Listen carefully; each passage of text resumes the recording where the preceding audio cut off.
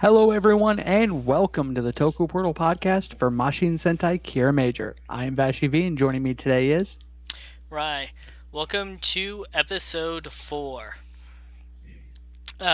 Where right off the bat we have an argument between Cena and I don't know Yellow's name at this point. Uh I'm lucky I know any of their names. Imizu. Had to pull up my list there. They're arguing about Neanderthal versus Neanderthalian because apparently Mizu is a fucking stickler for grammar. And also talking about things that we didn't get to see. Oh yeah, no, they're arguing over a monster they fought off camera before the episode started. Like, we don't get that kind of setup very often. Because usually, if there's a monster that gets defeated, we get to see that. So Mabushina thinks that their argument is funny and she begins laughing and makes this weird crystal resonating sound inside her body when she does so. And then a black gemstone, like one of the ones that the Kiramagers have, just fucking descends from the sky in a portal of darkness and shadow and evil. And the fact that people question things later. We have some of the dumbest fucking people in this Sentai. Well, not in the Sentai, just, the seemingly unnecessary person. So the team gets ready to deploy to go check that out, and Mabushina, the princess with no combat capabilities whatsoever, decides, hey, wait, I want to go investigate this too.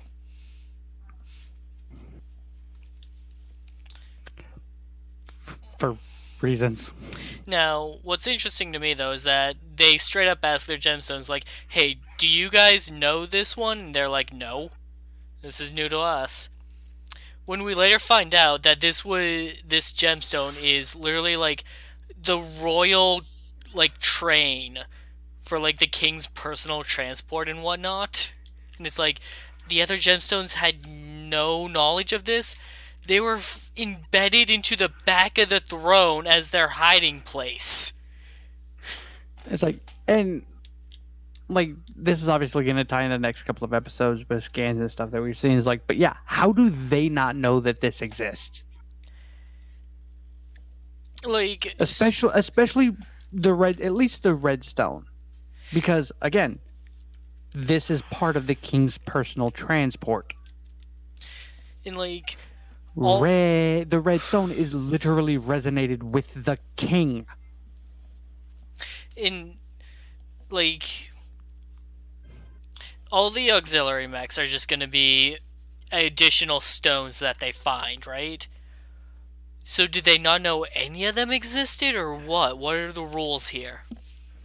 Also, this one's not exactly sentient, or at least it doesn't talk. Like, it turns into this dino train, which it just behaves like a dinosaur. It just goes on a rampage. It doesn't communicate or show other signs of intelligence or self-thinking.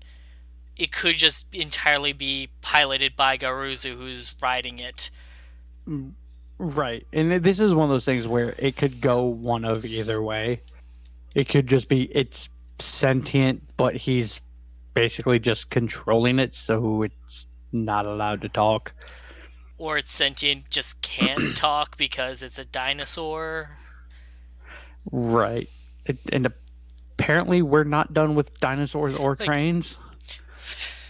they had to get one more in for the toy sales.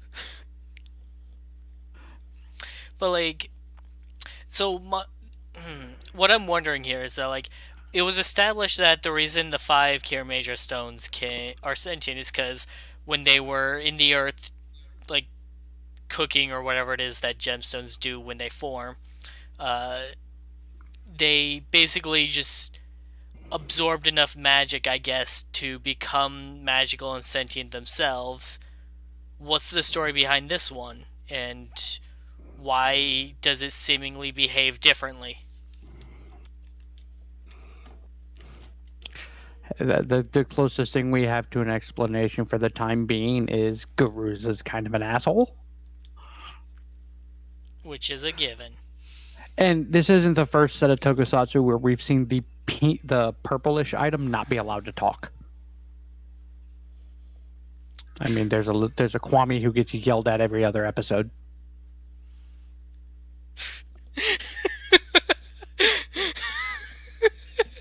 Yes, I tied Miraculous into this shit. Oh, that took me a moment of like, wait, did he really? Yes, he did.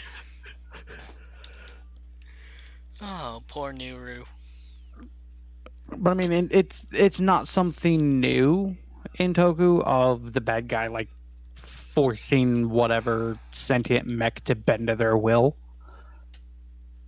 So it would be nothing new for it to actually be sentient and have that play into the Kiramagers getting a hold of it. But I'm either way on. I would like it to be sentient, and I also don't need it to be sentient. Yeah, that's how I feel about all of these gemstones, though. It's like, I don't need them to be sentient, but they are. That is the basis, so show me why that is necessary. Show me why that is the status quo. And so far, really, beyond the comic relief, the floating Jolly Ranchers have no need to be sentient. It seems like so far the most we gotten was like, all right, so Blue's Stone vouched for him in last week's episode of like, this may be his weakness, but it also makes him cool. And next week's episode is going to kind of be the same for Yellow, where his gemstone is just like, man, you should be the leader. But I hope we do actually get more into what the gemstones are and what makes them what they are and stuff, so that there's more to them than just they can talk because it's a toy gimmick. Right.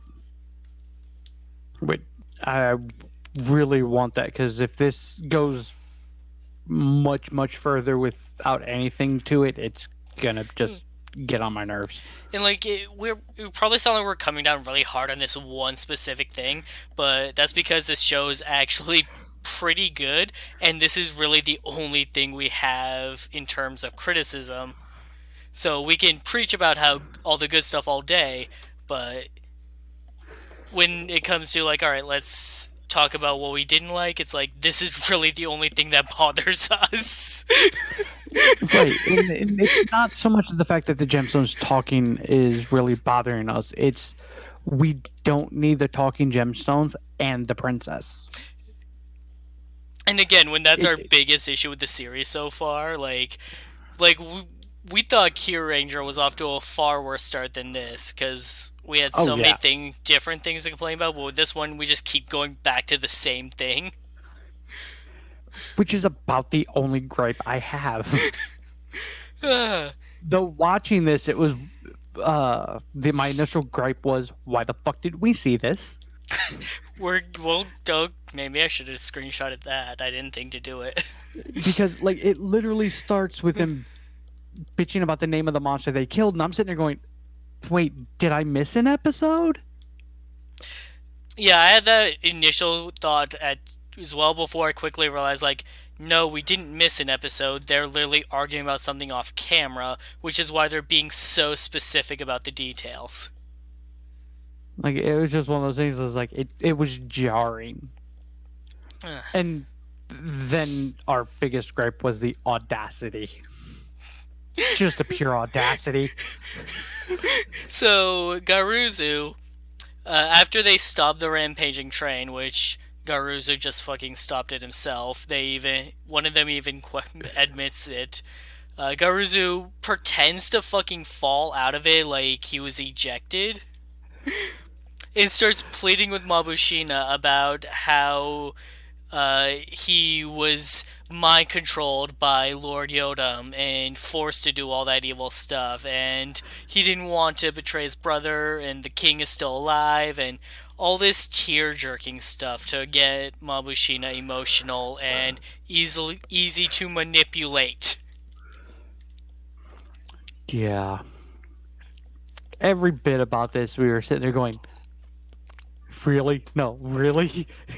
It's like This is the play. This is the play at hand. it's like we the audience, Vashi and I, we saw episode 0. We saw that take over. We saw what was going on with him. So seeing this right now, we are just immediately like, all of this is bullshit. Oh, 100%. It's like, I will give them credit. They played it off great until, for us, one particular point in his story. Fuck Red's dream, but it was one particular point in the story that we're both like, yeah, no, that would have never happened. So he goes through his explanation that they were basically the Jotuns were invading all this crap, and then the big bad, who literally won't get off his ass to even help open a portal, showed up himself and did it. like here's the thing, is that first of all, they needed Garuza's help to get into Crystalia in the first place. Maybe it was just like the capital city or whatever, but like they needed him to invade. And so if you want to play the card of like the only reason the king or the Lord Yodam actually did anything was to be able to break inside, that's one point to be made.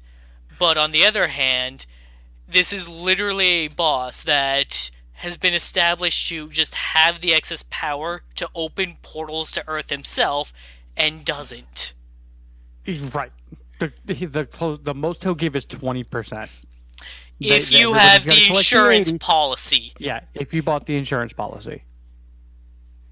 At least that's the conclusions we're fucking drawing, because what else would that mean? Right. That's the only conclusion that there is at this point. And so yeah, it's like we're just sitting there going, well, that's crap. And like that backstory is the first time we even see Lord Yodam, and he's just a giant hulking figure. Like he's like a kaiju himself. It's very shadowy, so we don't get to pick out the fine details, but it makes me wonder if he has like a ground form for like the Ranger fighter, if it's just gonna be one giant mech fight later on. Like Messiah from Go Busters. Yeah. Like, I could see that, and actually I wouldn't have a problem with it. It just... to me, it doesn't do a good setup for, like, the final roll call. Because to me, that roll call sits better if you have the ground fight then the mech fight. They could do, not like... Just, they could do unless they're going to do them, like, inside the mechs.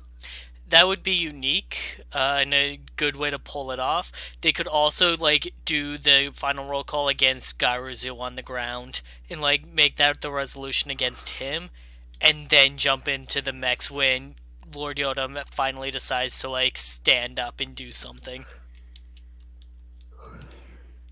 You know, so long as Garuzu got that 80%. Right? Like, I understand that being a cop-out, but they could have literally just left that entire aspect out and just did they got all they needed, and now we can send the mech. Right, like, I'm totally down for there being some kind of contrived, like, backup plan for, like, oh, the monster on the ground failed their mission, but we can still do this anyways. Like, but the way they went about it just makes the main antagonist to be just the laziest overlord ever. It's like, and the way they word it is more like old school Sentai. Like back when like the villains were like corporations and shit. Like when all the generals were like vice president and all of that crap. Like, which I'm sure is the whole point of that, is to be a nod to it, given the main monster designs and all that. it just comes off as really weird and slightly unnecessary with the way they do it. So Mabushina, believing that her father's alive, wants to rescue him and believes what Garuzu tells her because she wants it to be true. So back at the base, she takes a crystal, like a piece of the gemstone that she actually traveled to Earth in, so that she can go and reunite it with the rest of it to make it whole again, to give to Garuzu for the rescue plan. Yellow, of And course, doesn't believe any of it. it literally just goes, no, this is a trap. You shouldn't do this. And even Juru comes in like ready to like be like, I also don't entirely know about this. I think the difference between the two of them is like Yellow 100% sees it for the trap it is, or at least the very high probability that it's a trap, because this is very odd. Whereas Juru isn't the most doesn't exactly trust Garuzu, but wants to give him the benefit of the doubt. Until he remembers things. Until Garuzu says something that Juru is like, wait, no, that's a lie.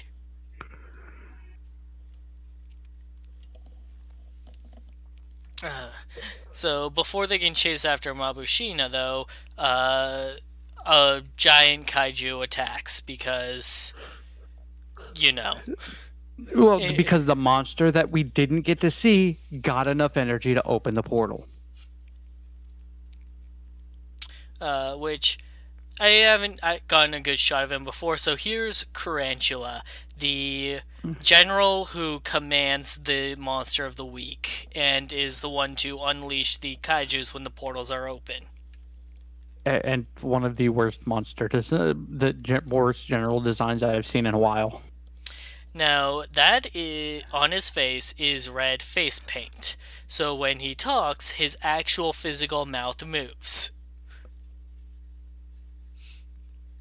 Which is actually more rare in Sentai than you'd think, given the fact that he does have a mask.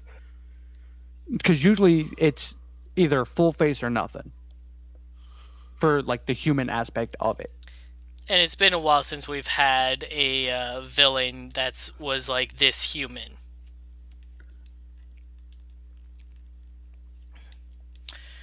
And honestly, I can't think of the last one necessarily. Goanger, I mean, for sure. I'm not sure about after that. And this is ignoring Go Busters, whose two main antagonists had human forms. Oh right, Enter and Escape. See here, not Kyuger, not Tokuger. Did Ninja have one? Not to my knowledge. I'm pretty sure Juoger didn't. Kyuranger only had one if you count Scorpio's human form, but I do not, since he abandons it in his first appearance. Right. Which I'm disappointed in, because Melon Lord. Right. So, yeah, either Goanger or Go Busters, depending on how you see your things. Viewpoint. Because, like, to me, I'm counting, like, they only exist in monster form. So, like, Goanger. Clearly a human with just bits attached to her. Her entire face was fully formed. Melee from Geki Ranger. Until she went full monster. And she still had her human form. She just changed between the two. Right, which to me puts her in the same boat as Enter and Escape. So, again, it all depends on what your definition is. But, like, given the fact that nobody else's mouths move, like villain and or alien, it's jarring. Especially when it also kind of looks like it's just badly dubbed, too. Yeah, it's like watching a Godzilla movie. It actually, I can give everybody who's listening to this the proper version. It's like watching Rita Repulsa. It's like watching Rita Repulsa when they started filming US bits and they got forget her name, but she had very much had the Rita Repulsa appearance. They're very, very similar, but they filmed her lines and then they dubbed over her lines as well to give it that same consistency of appearance of the mouth not matching. It's that's what it feels like. And for like that, it made sense because it was just they were doing it for consistency. Because by that point, that's just how it had been, and it was kind of jarring. I feel it would be really jarring if automatically her mouth's matched up. There's no reason for it. There's none whatsoever for it to look like it's dubbed.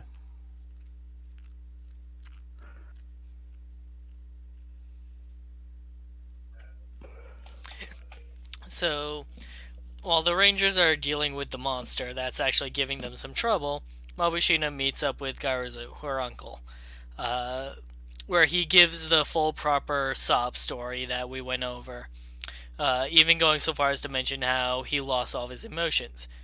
But then enter Juru, who's like, "Objection!" Because episode 0, he had a dream about the invasion of the castle, wherein he recalls that Garuzu laughed over the king's body. So I'm going to backtrack for a second because I got a very, very funny comment. Go on. And this is from Pixie. It says, when Carantula says, "My eyes are up here," where do you look? I mean, his eyes are on his mask, so you just kind of glance at what would normally be his forehead. But he's got 2 heads on his mask. Which head do you look at? Whichever one is closest. Or you could just stare at his mouth. Which is what I've been doing for the last 4 episodes. Yeah, same. But in terms of like the jurors dream things, like honestly, I just want more of an explanation on that.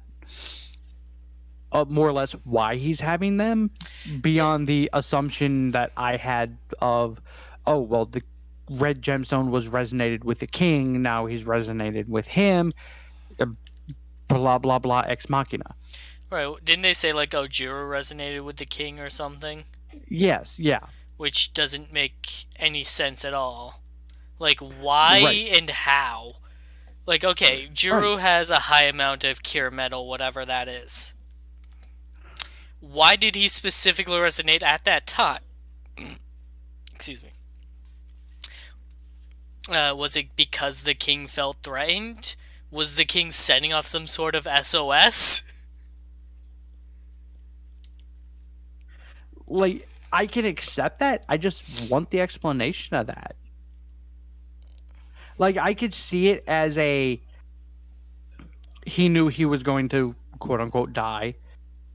So, like, he sent out his little thing and it's transferring his power to him. Like, I'm okay with, like, that being the explanation of it was just, oh, he's passing on, for lack of a better term, his kingship. And the powers of that go with, which would be why the Redstone resonated with him. What you just said actually would explain something super hard. Why can Juru, like, shape the stones with his cure metal? Because the king gave him that ability. Right, because, as she put it, the king was the only one who could do that. So, like, the king just calls out to pass his ability on to someone with a high amount of cure metal, specifically targeting Earth, because that's where he was sending his daughter anyways, and boom. That's how Juru gets it. Like, I just want them to actually say that. That would be a good, like, yeah, like, that would be a good reveal later on. Right, like, there are some things that are fine to not explain and not show. Because I know we had this discussion a couple episodes ago on the 01 podcast. It was a couple weeks ago, the last one I was on. Because it was something about, oh, well, how does anybody know this and blah, blah, blah. And we just chucked it up to, yeah, they had a press conference about it. We didn't see it, but it obviously happened. Like those type of things, we can infer based on what we see, and that's fine. This is something that you need to tell us. Otherwise, it'll just be a continuous nagging question of why. Even if what we come up with is why, like that, we still want to hear it, because otherwise it's still, we could be we could be completely wrong. It's just, there are certain things that you should tell us, and in this particular case, probably earlier than later. So, Garuza. This is his normal form. This is what he typically looks like. But he's evil and part of the bad guys, so he needs an evil general form. So instead, we get this. The beautiful bastard has to hide himself.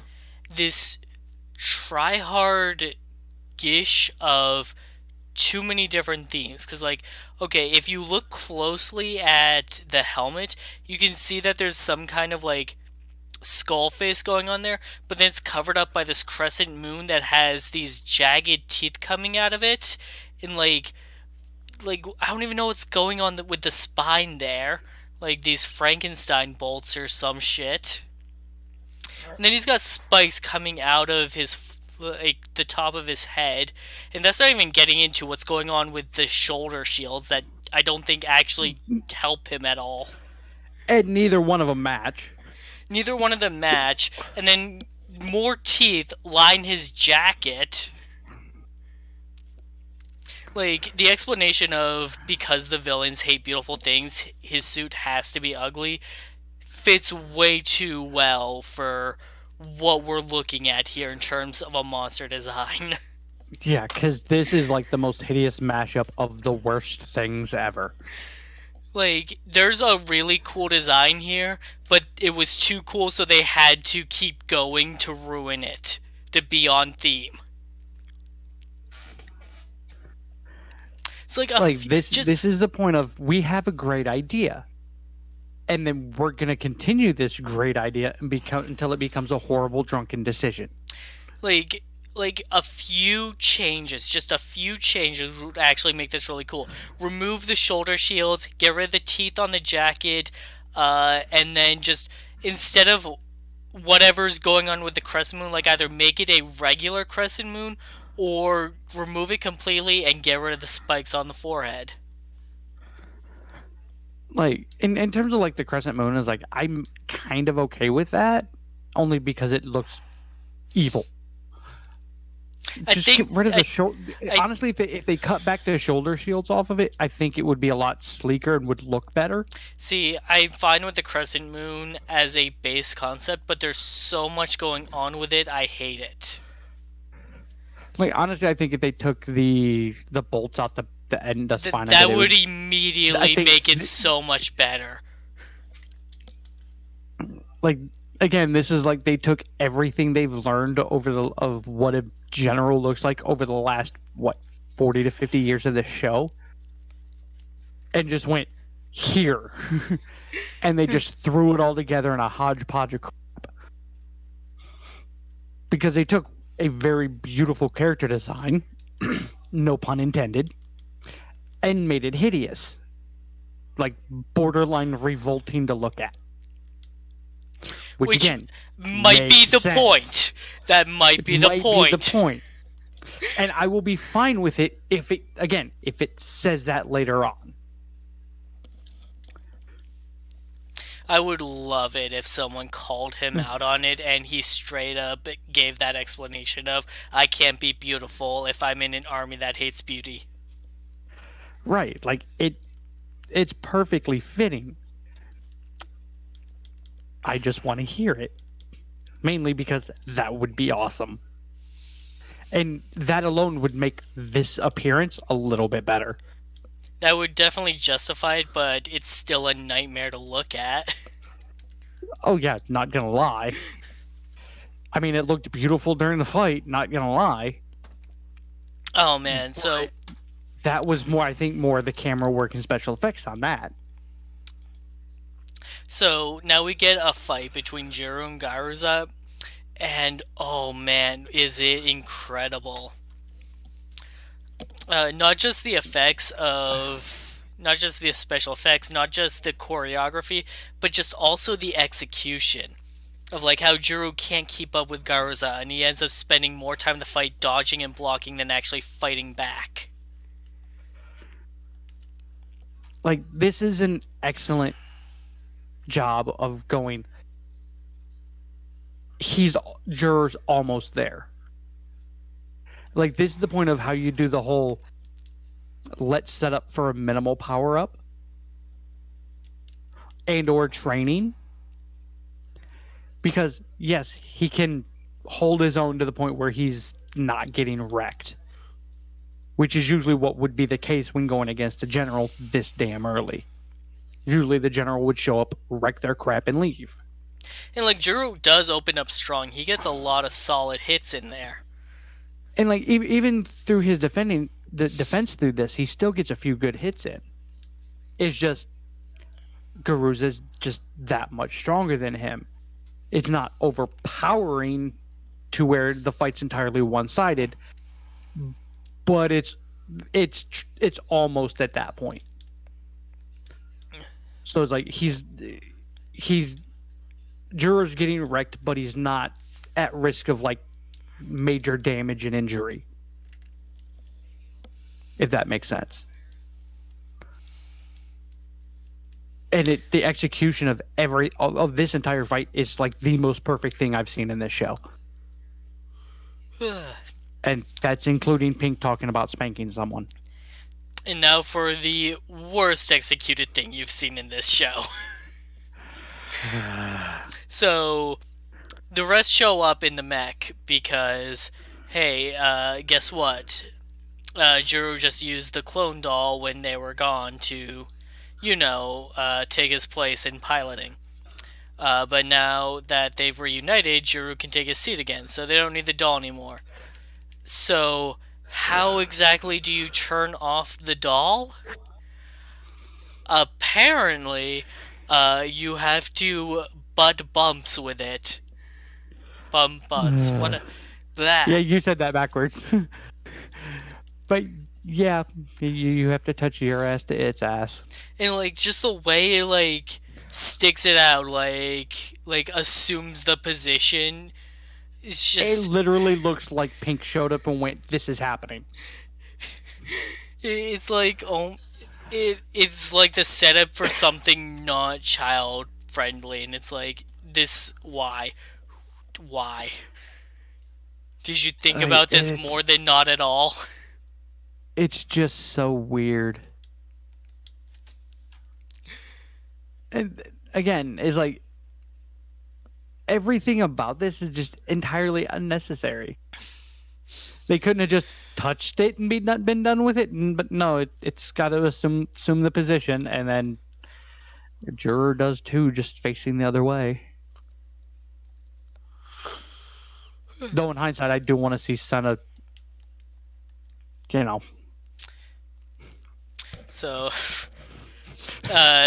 Garza hops in his dino train, which turns into a black T-Rex with a chainsaw tail. And then proceeds to act just like the red Tyrannosaurus from Zyuranger. During their with just a chainsaw. During their fight, the monster from earlier shows up. They didn't actually beat it, and interrupts the fight, and that makes Garza mad. So he attacks his own ally and destroys it, which prompts Tarantula to realize just how scary Garza can be. He had no real reason to do that, but see, there are a few times where like that we've seen this type of thing happen where it makes sense that the villain turned around and destroyed the other villain. It's like, That hey, this was the my fight.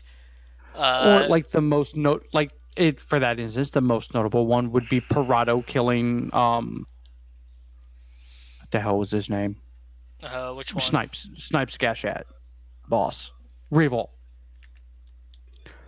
Because at the point Revol was having to protect M. So when Parado started wrecking his crap, Revol shot Parado and Parado went, yeah, no, that's not happening. You want to play too? I can play. And like justified. And the way they played that out, perfectly justified, makes sense that it happened. This is just you interrupted me, now you have to die. Yeah, Which like, hey, this was is, my fight with them, not yours. and given the fact that he just left anyways, at Oh, that he just might have just as soon as the other monster showed up and went, okay, bye. but Like no there was no need revenge. for him to do this Yeah. beyond apparently prison rules exist in Yodam. So, the heroes didn't actually defeat the monster, though. So this is technically a loss for them.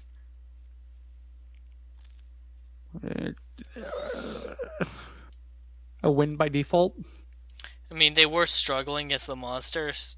But to be fair, Red also was somewhere else. Right. They weren't at full potential.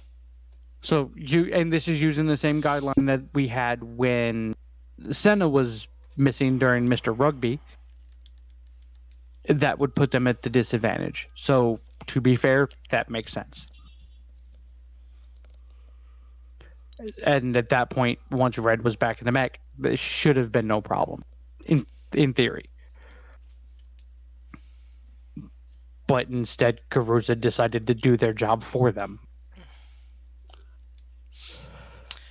So he's probably just gonna go and wait for them to get stronger before challenging them to a rematch. Because that's Standard just general what, tactics. yeah, that's what his general archetype is. His role is, you got Carantula for leading the monsters, and then Garza's role is just torment the heroes, but never actually defeat them. Even when you could. Yeah. I do. You had mentioned it during his when the mech shows up, it almost steps on Juror and Garuza. Yeah, it's like, hey, what happens if we just step on a general with the mech? What happens then?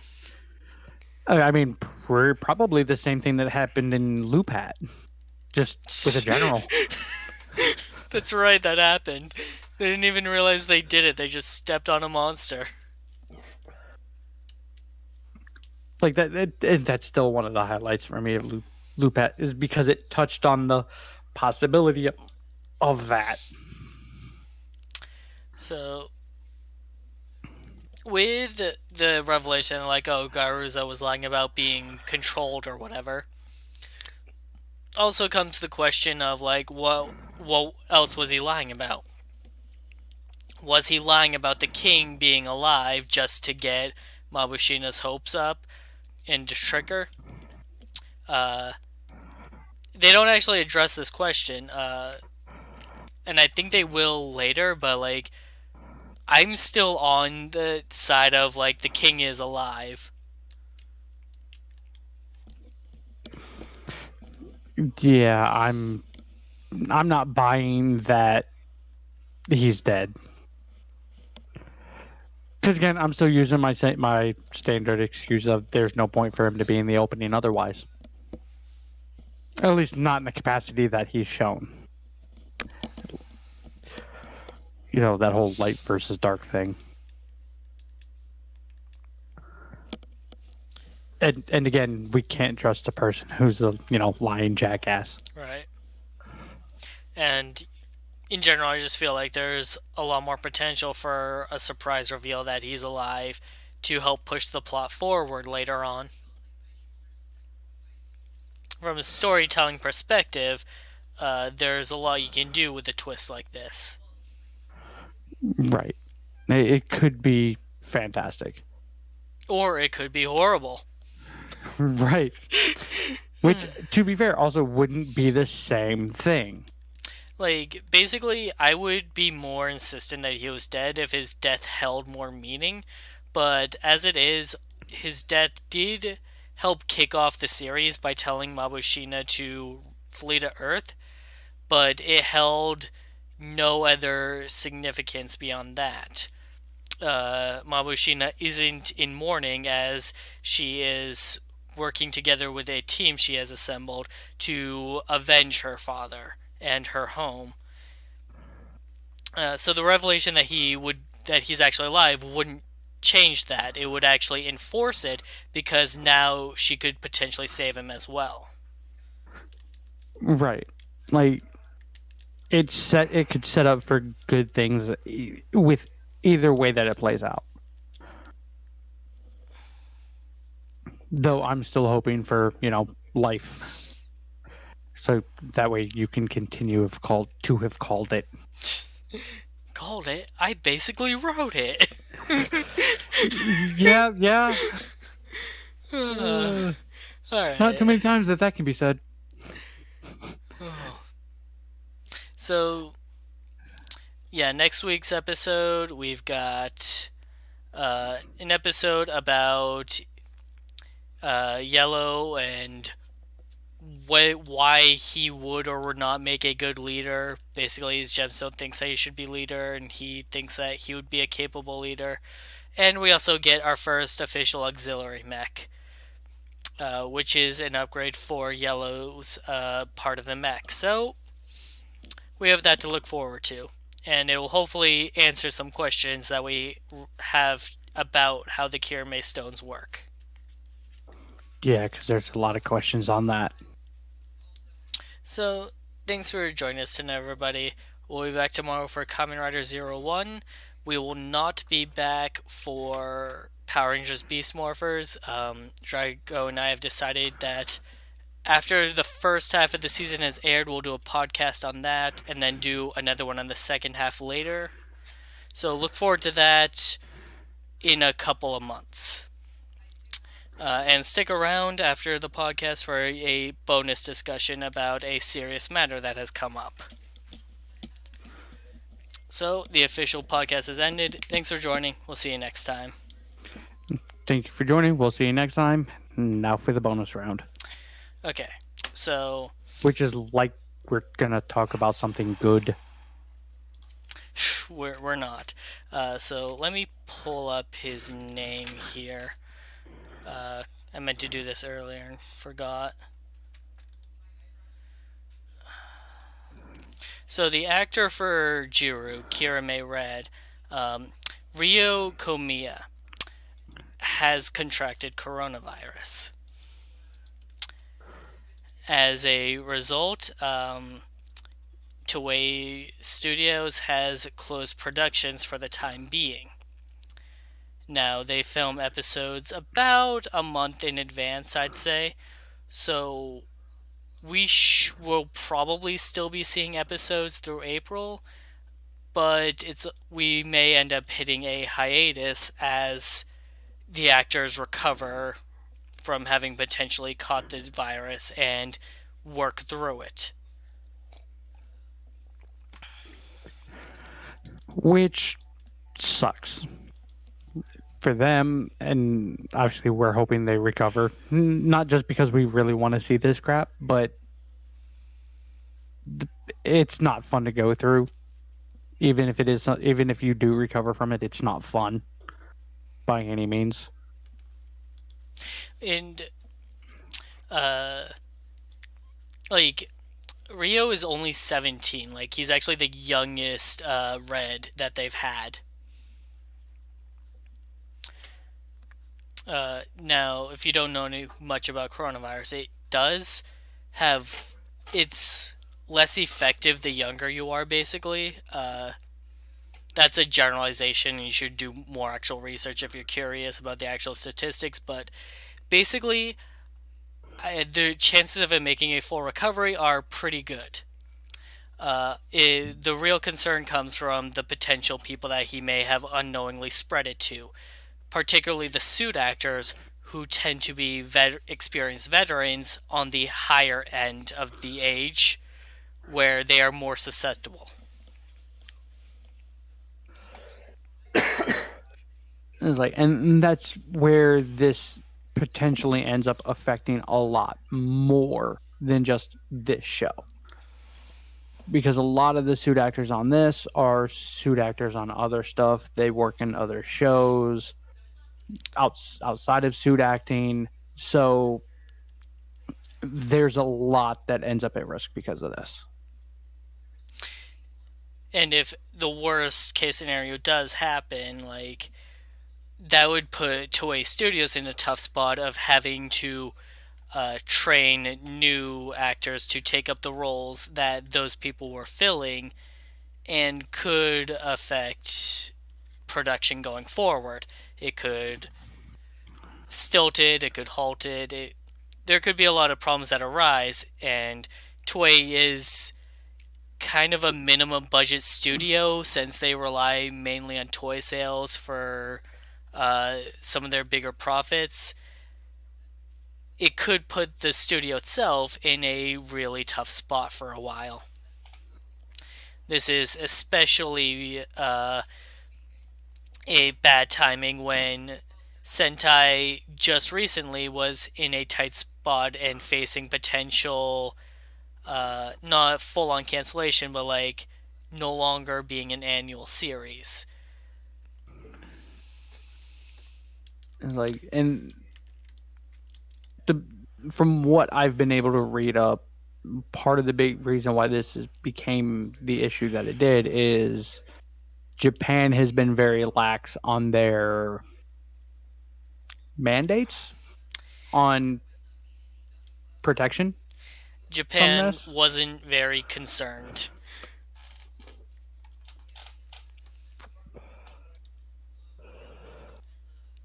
So it, that is to say, like, while a lot of places have been closing studios just to work through get through the quarantine, and not have any matters like this come up, Toei, for instance, has been working through the pandemic and has now suffered the consequences of, all right, they've been hit.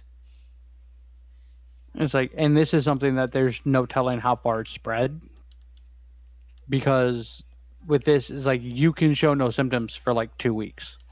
You still have it, but you just Right. have no symptoms for 2 weeks. Right. So everybody you came in contact with in those 2 weeks, they're all at risk. Rio in particular didn't get tested until he started showing symptoms such as losing his taste, which is one of the bigger ones to like look for, and that's when he finally got tested. So there was a potential 2 week period where he was just walking around with it, hanging out with the other crew, not knowing And that just he was carrying. like, and it's one of those. This is one of those things where you have to be typically in fairly close proximity, which is why here in the U.S. in many places we are having those social distancing requirements. Because it's not transmitted by air. It's not airborne. It's more particle based. So it's something you either physically contact with, or if somebody coughs on you, which the average for that is 3 to 6 feet. Right, that's why people are saying 6 feet apart. It's like it's not as likely from someone just breathing on you, but it's still not impossible. But it's Right. not strictly airborne, that being in the same vicinity would have the effect, so long as there's proper ventilation. Right. It's at that point it's more touching the same surfaces or items, which Like, if you like Sentai is big on passing items around. don't touch your face, at all. It's like if you're gonna use gloves, use them properly, because otherwise there's no point in using them. Um, I mean, there's a bunch of precautions that both the U.S. and various countries have enforced to kind of stave off this to get it over and done with. Um, Japan, not so much, because again, it's Japan. They don't really give a fuck until it becomes a problem for them, and well, it's now a problem for them. So, if you sat through this, I thank you for putting up with that. We'll be having a similar discussion after the 01 podcast tomorrow, Um, as this matter does affect that show as well. right, and through that, it also affects this show, not Kiramager, but the podcast. Right. If a hiatus does happen,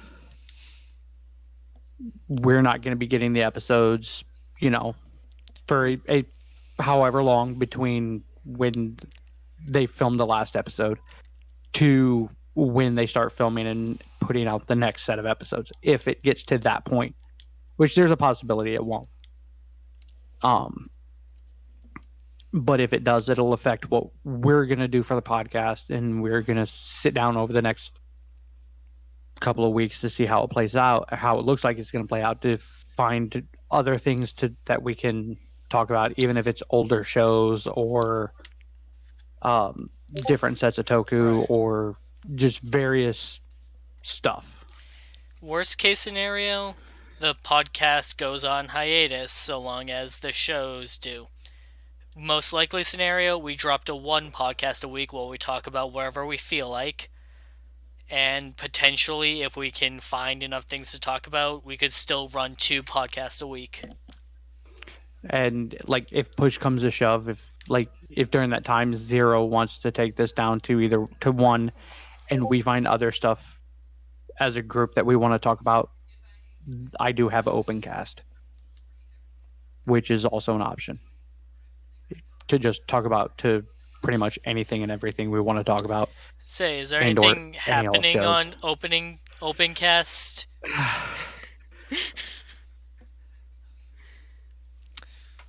Which one of the shows was I supposed to finish so we could do it? It was Drive, right?